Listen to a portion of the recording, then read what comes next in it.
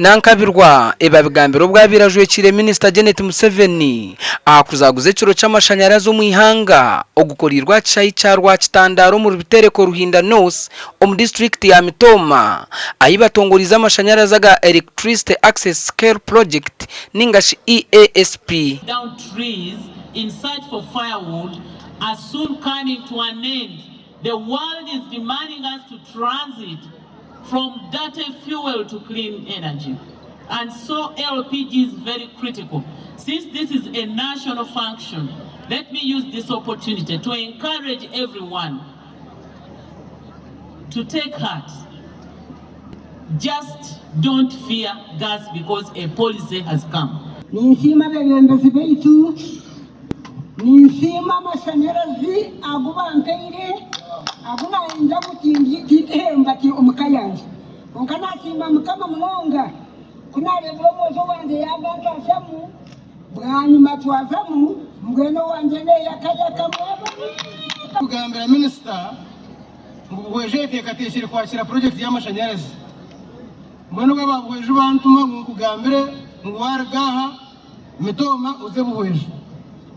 Aba MITOOMA bashabire Minister okubahwero kubiyahwe bishuba ebibatwirene bababiha okusya amashanyarazi mu myanya yigataka kiremu mu district ejo. Twine ebichweka ebimwe abo kuba government eriyo neyongera kombe kama rwariro neyongera kombe kama somero kandi na munonge eriyo ne promotinga ICT. Twina amasomero ga government agaryo muri district yitweji na munongo mu isazari ya Ruhinda South agatakubasa kwa accessinga amashanyarazi. Cyo ningwasa kusakono jangu ndiyo kumanya kuteka amazu kagatechere. Road shedding in MITOOMA and other surrounding areas are too much.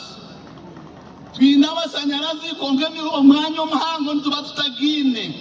Omuwezi wa speaker w'ishenjero ry'ihanga kandi umujwecorwa wa Ruhinda North ajumirire ba contractor b'ebicupuri. Ngambire Minister ntamashanyarazi gitego kuzakiyanga na roburunga bakataba contractor b'ebicupuri bababinge